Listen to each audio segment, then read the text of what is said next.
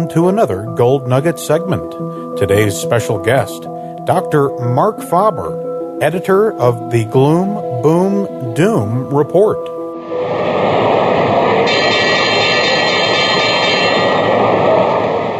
Joining us to discuss the domestic and global economies, Dr. Marc Faber, editor and publisher of Gloom, Boom, and Doom Report at gloomboomdoom.com. Welcome back, Dr. Faber. My pleasure, thank you. And how is the weather this evening in Thailand? The weather is beautiful, thank you. Very good. Just last week, the People's Bank of China agreed to raise their reserve requirements by 50 basis points. Traders viewed the move as a hawkish signal from China's central bank. Do you see this policy shift as significant, and what might it mean for the markets? Well, I think there is obviously a concern at the Bank of China that loan growth has been far too strong last year to $200 billion, so that would be an annual rate of over $2.4 trillion, which is obviously not sustainable. So I think they want to contain loan growth, but regardless, whether they contain it or not, it will slow down because we have in many sectors of the economy excess capacity. The whole economy this year will slow down. Now, the big question is it just a slowdown from, say, a growth rate of 10-11% that we had in the last couple of months, say 8%, or is it a crash, as some experts maintain? And I think that the slowdown is 100% likely.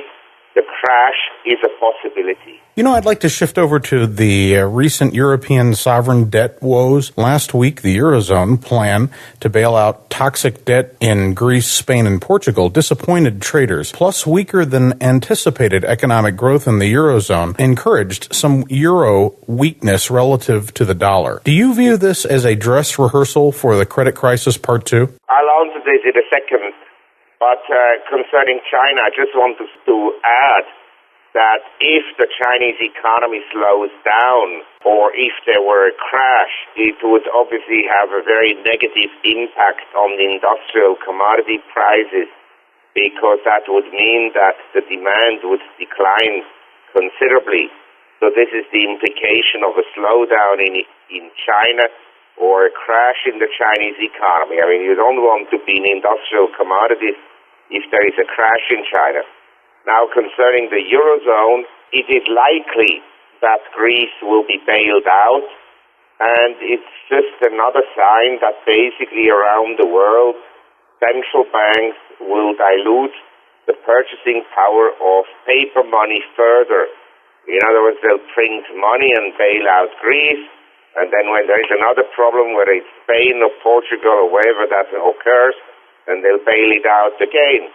And so the weakness of the euro is basically just a sign that the euro is not much better than the US dollar. Now, it's interesting that over this period during which the US dollar was strong and the euro was weak, the gold price basically had bottomed out on February 5th at 1,045. And now we're above 1,100. So I think that more and more people realize that paper money is going to lose its value over time, irrespective whether we're talking about the US dollar or the euro.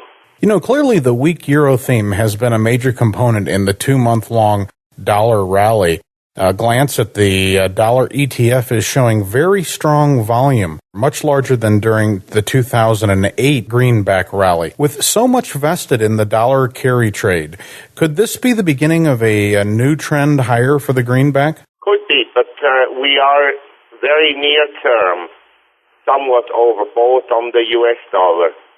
So I think that it may correct somewhat. The euro is very oversold right now, and sentiment is obviously very negative. So I think we could have a rebound in the euro from, let's say, the 136 level, 137 level, to around 140, and then we'll probably drift again. So, yeah, for the next 3 months, I think the dollar should be okay. You know, the Labor Department's most recent report indicated a sizable drop in unemployment there from around 10% to 9.7%. Meanwhile, the U6 number, though, is still in the 16-17% area. Do you feel that unemployment has peaked domestically, or will a double-dip recession send unemployment back to the highs? Well, I think that in 2009, we had globally an unprecedented fiscal and monetary stimulus. And it is conceivable that for the next 6 months or so, the economies around the world look somewhat stronger than is expected. But I don't think that in the U.S. unemployment will decline very much. And there are big question marks about accuracy of the figures published by the Bureau of Labor Statistics, in other words, by the BLS in the United States. My sense is the economy may recover somewhat, and that may be the pattern for the next couple of years, that we have stop and go. The economy slumps and then recovers more than expected, and then slumps again, and then there's more fiscal and monetary stimulus, and then it recovers again somewhat, and so forth. So we could have, a very volatile economic and financial environment.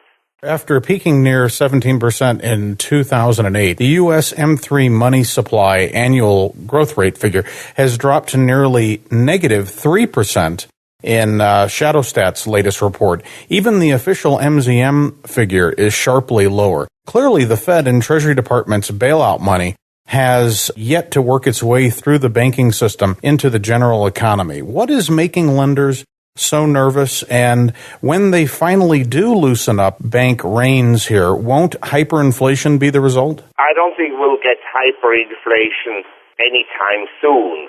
I would say even in 2009, which was, especially in the first 4 or 5 months of the year, a horrible year, cost of living were still rising. I've just read some statistics about healthcare cost increases.